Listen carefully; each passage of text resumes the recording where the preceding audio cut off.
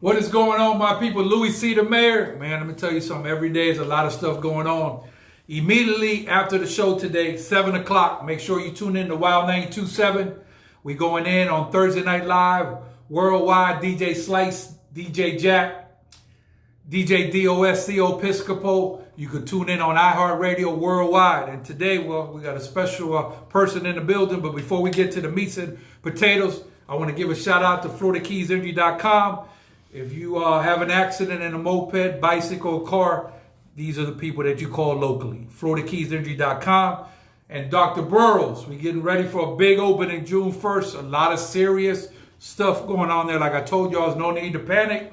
And last but not least, check in with my man, Tony's Cuban Cafe. Tomorrow's special over there at the Southernmost Shell. That boy got that barbecue platters going on, rock bottom prices, and his good old cooking. So right about now, a lot of people know this gentleman, but some people don't.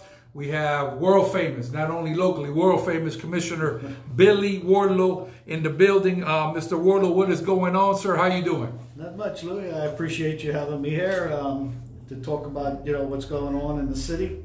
And I want to give a special shout out to Billy, Anthony, and Cindy, and Bella, and Camden, and of course my grandson Trey, my daughter Mandy, and get that going. So I'm sure they're all watching. Nice. But I'm happy to be here. Thank you for being here.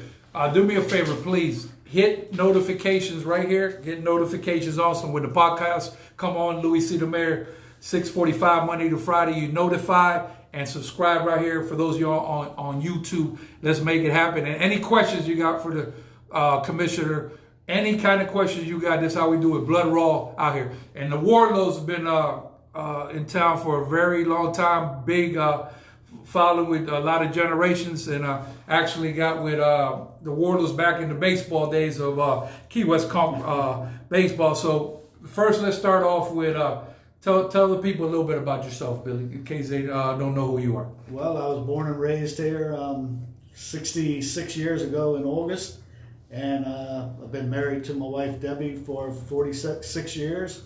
Got two children, Billy and Mandy. I joined the Key West Fire Department in 1976, and I retired in 2006. And then after 3 years of helping take care of my mom when she was sick and getting elderly, then I decided to run for office in 2009. And I've been in since then, and I'm up for re-election this year. Okay, well, bottom line, you got my vote. Thank you for your service. Very hard. Like the title today is very hard to be a city commissioner anywhere in the world, let alone Key West, Florida. Our people are very difficult to please. It's hard to please everybody. So sometimes you just can't do it. Most of the time you can't. But, the little checks that they give you for that is not worth the aggravation that you got going on. So you've been at it for a very long time, and I appreciate your service. So I heard through the grapevine you're a friend of the program for the Key West baseball program. Can you talk about that a little bit? Because I know you've been out there for a long time. Yeah, my whole family has been involved in baseball, and through the years, my son works for the Blue Jays. My nephew Joey played, and he played for the Yankees and the Rangers, and now he's a head coach of St. Thomas Aquinas. Right now, hopefully we'll get back to playing the game, getting it going. My niece's husband is a scout for the Boston Red Sox, Anthony. And so, we're involved from the little leagues down here up, I would say, into the major leagues. Yep. And, we got a lot of people in the major leagues, Khalil Green, Boog Powell. It's a lot of historic people out there.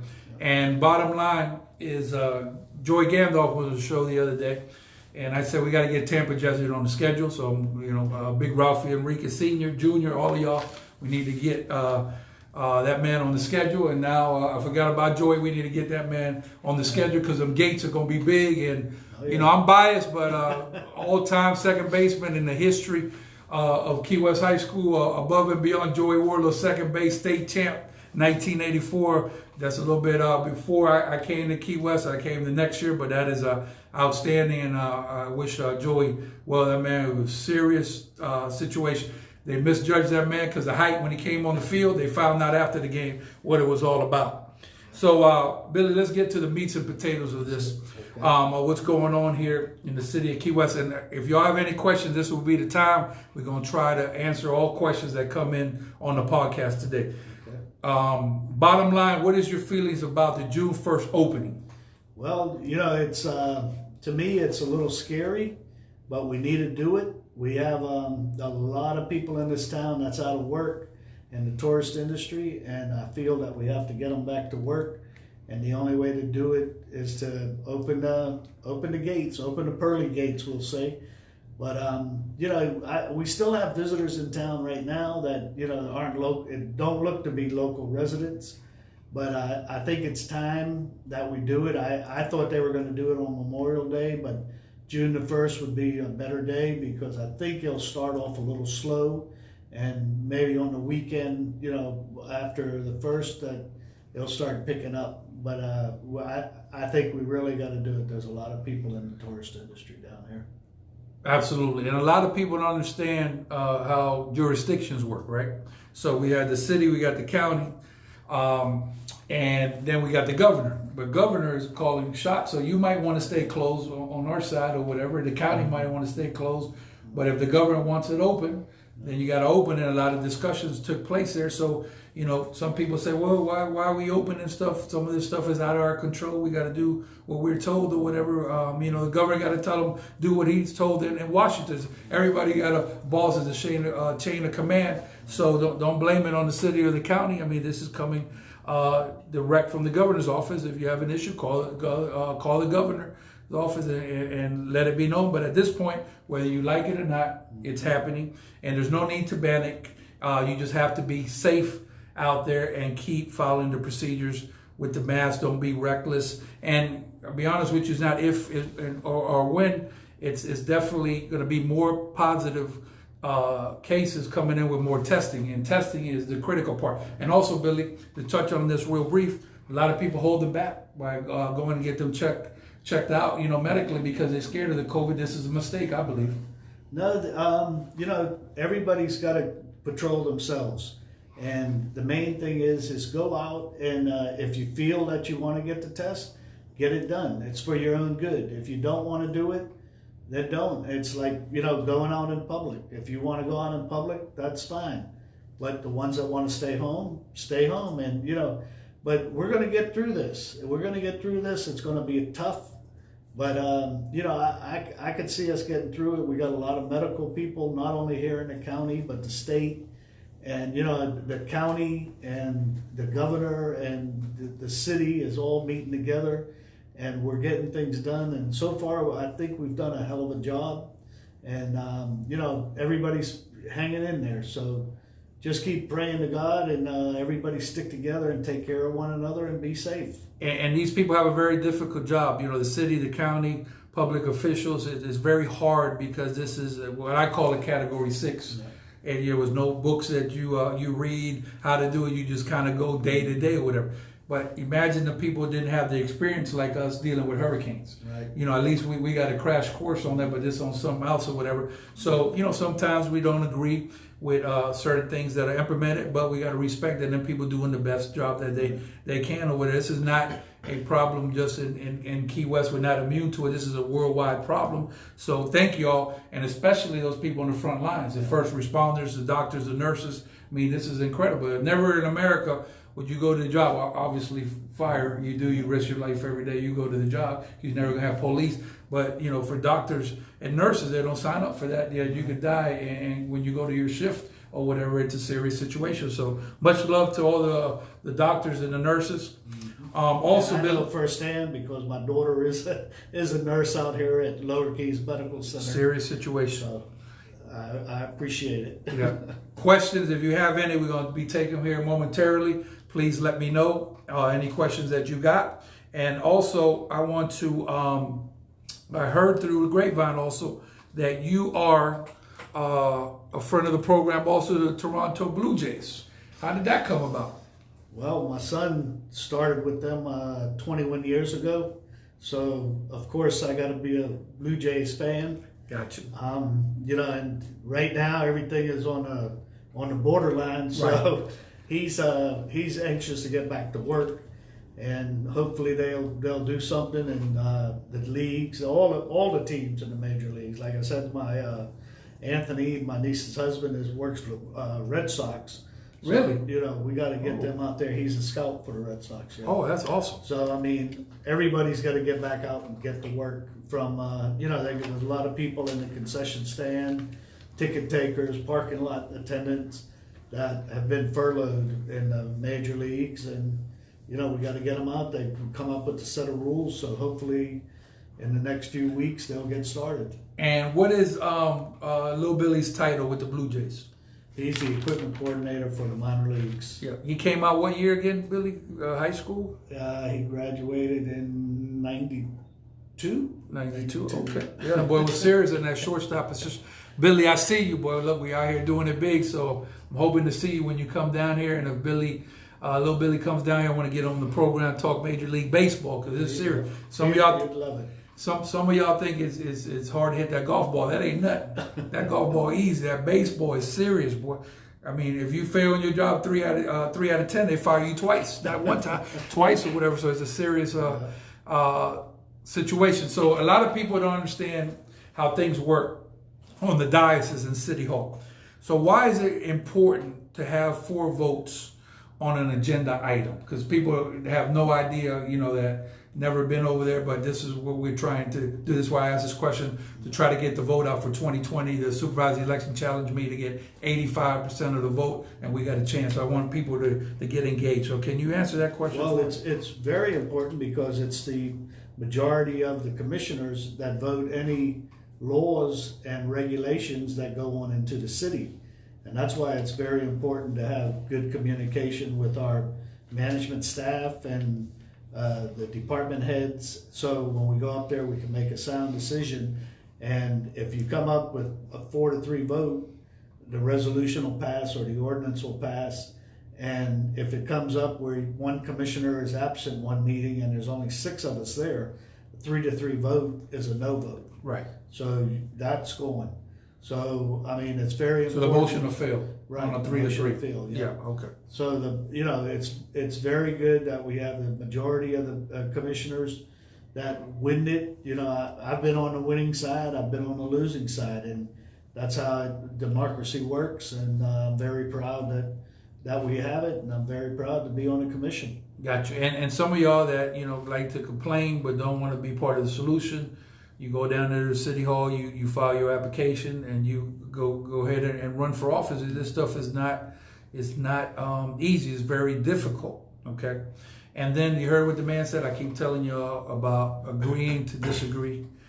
Not every time, never in a commission do you have 7-0 every time that you go out there. Some people disagree. This is what it's all about. It's a respect level that you have, and that's why they have, rules up there. And you learn the process, because guess what? If you want something to move forward and you have people up there that don't represent your view, guess what? It's not going to move forward. So it's your right to exercise to vote, and vote who you want up there so they can vote for you in your favor. If you don't vote, you got nothing to talk about. I got Anthony Collazo today on the production, doing big things on the photography. Tangela Edwards. We're going to start taking our questions here in a minute. So Miss Tangela, you're going to start working your way out here.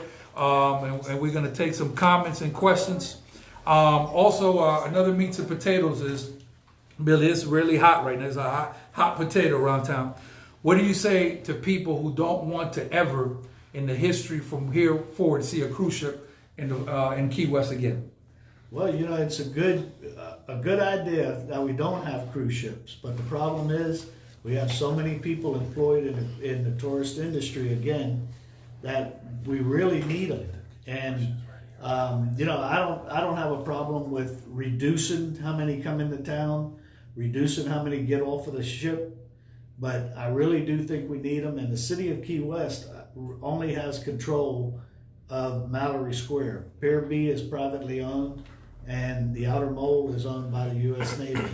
So, I mean, anybody, you or anybody else can, if the city loses the Outer Mole, can bid on it, and you would take control of the Outer Mole through the bidding process. A lot of people don't know that. Right. And so, we will control Mallory Square, and, but I personally think we do need it. It's a big portion of our tax dollars that come in. We definitely don't want to make up for our tax money by laying people off of work. We hired, all of our staff to do the job. So I want to keep them on the job so they can get it done. You can see the city's moving along pretty good, and not pretty good, but I think very good. And we're getting a lot of things done. Yeah, and my position, I'll be very brief, is that the commissioner said, I'm okay having a discussion at any time about anything. I have a little bit of a problem having a discussion in the middle of a pandemic where people haven't worked since March 17th. Some of my people on Duval Street have not seen a check since March 17th. A lot of them people didn't get the aid because it's very delicate with the unemployment and stuff. And also, my second point is, when I'm ready to have the discussion, if you're going to take something away, which is fine, you don't want to have a cruise ship ever again, that's fine with me. Tell me what you're going to give us in return for losing those people. If you tell me you have no plan on that, then I'm 100% going to be against that, because, we have to have that income in the daytime. It's very slow down there with no cruise ships on Duval Street. But once again, you got to get out to vote or die, and then you can make a difference. Okay. I heard you spent a little time with the fire department. How long were you with the fire department? I was with the fire department 30 years. I started out as a firefighter and retired as the fire chief. It's a dream job. I retired at the age of 52, and I've enjoyed every minute of it. We've been to numerous accidents. I've fought numerous fires in town, and one of the biggest was Copa and the Cuban Club. Right. And I mean, it wakes you up when you see something like that. And I was just going to ask you that biggest fires in history of Key West. So if you talk about the fire at the Copa, and correct me if I'm wrong, that started at 623 Duval Street, former home of the Copa, where was then the Epic, and now it's the Gallery on 623. So I guess what happened, and correct me if I'm wrong, there was a fire that started in the shed somewhere in the back. And the building caught fire, and it happened to be one of the nights where it was windy, and it kept catching other businesses all the way to the whole 6 on the block. Is that how it happened? How long were y'all fighting that? I'm getting up in age, so I can't remember that far back. We were there for quite a while. I want to say at least a day and a half, maybe 2 days, because you had the hot spots popping up, and then you've got all the buildings so close together. You had to protect them and make sure nothing happened next door. So it was a long night. Yeah, no, very dangerous. I mean, it's serious. I mean, here, people say, well, fire department is easy. Yeah, it's easy until you catch one of these fires or whatever, and you put your life in danger or whatever. You might not get them every day, like in other big cities, but it's very dangerous. Well, you go to work in the morning and you don't know if you're coming home. Now, here's $1 trillion. You know how they got that trillion package in the White House? It's $1 trillion question. What happened to that boy Bomfardo? There's no telling. I mean, I don't have the answer, but I was the president of the junior major league out there, and Bum was a coach, and I'd never seen any movement of his that would think that he would be involved in anything. Right. And Bum did a lot for the kids. He took care of them.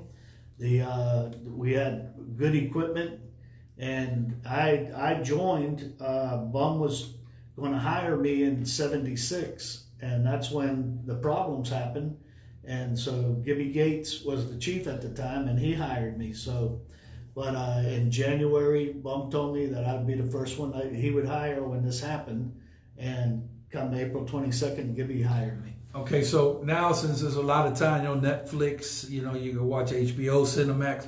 So can you just tell people who have no idea, watching from Seattle somewhere, who the hell Bomfardo is? Just tell them the basics so they can go and do the research. This is fascinating, man. We're gonna have a movie out there on Netflix soon. Y'all don't know about it. Can you just tell them the basics real quick? I know it's hard to explain it. Short. Bum was he was a flashy person. He had his lime green car. Fire chief, right? Yeah, fire chief. He had his big eagle on it.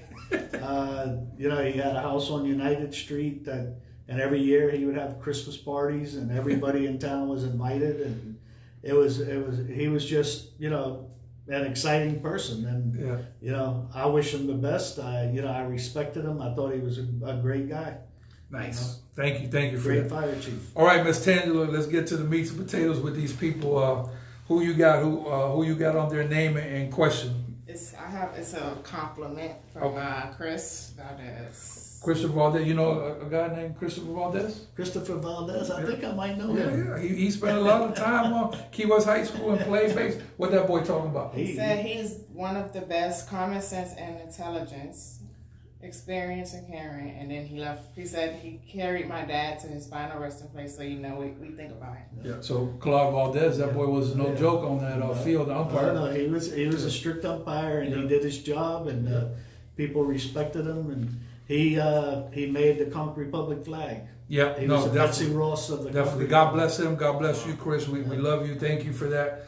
What else we got there, Tim? Lydia Estenos. You know a girl named Lydia Estenos? I know. 1986 homecoming queen. Oh boy. We had 7 girls on the homecoming court. That's a whole different show. We'll get to that another time. What that girl talking about? Is the city looking at testing the emergency response personnel like the firefighters, police officers, with even the antibody test question? Is it what? The question is the city looking to test first responders? Well, at least with the antibody test. Well, they've already started.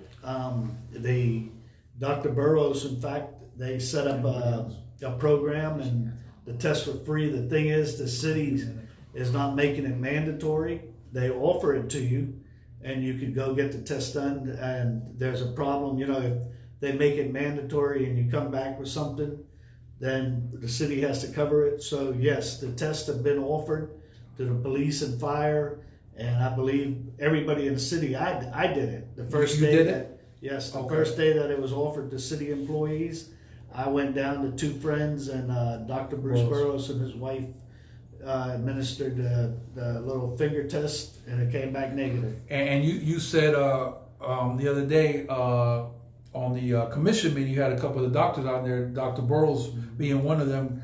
How did that go in the commission meeting the other day? I thought it went great. We had Dr. Burroughs, Dr. Norris, and Dr. Whiteside. They came to the meeting. The meeting started at 5. I'd say they probably put in about 45 minutes of their presentation, and it was an excellent presentation. And they gave out facts that, you know, what could happen after June 1st, and what, you know, we should do to try to prevent some of the things. And so I think they did a good job. And I know that, you know, me and you've been talking almost on a daily basis since this thing started. And you say communication is critical, and you said that the fact that we got these people that are willing to put in their time or whatever, because they don't get paid for this, that's outstanding work for the community, and to offer, you know, testing for free. A lot of people wrote checks for that, so I think that's great, and I think that we should have these people, you know, on call like that when we have a health, you know, situation. We could call them up and go from there, because the man did go in front of the commission on March 3rd and said that we got Hurricane 6 coming or whatever, but it was the whole nation was kind of caught off guard. But he was on that since March 3rd. That is fascinating, Dr. Burroughs. And the other one we got to thank is Danny Hughes from Two Friends Bar and Jim Gillerin from the 801. They put this together. One Clean Island. One Clean Island. Yeah. And you know, and I believe all you got to do is pick up the phone if you think you're in a hazardous job or anything, and call them, and I'm sure they'll set something up. Okay. And you know, and give it a chance and see what happens. But the testing is very important according to the doctors. Absolutely, and stay positive, and you know, help people out. Everybody need a little help. What else we got, Ted? We got one more question and a compliment. All right. So tell me, project your voice and tell me exactly. Lydia Estenos. Lydia, question number 2. Go ahead. What is the total dollar amount of revenue that cruise ships bring to the city of Key West budget? Ooh.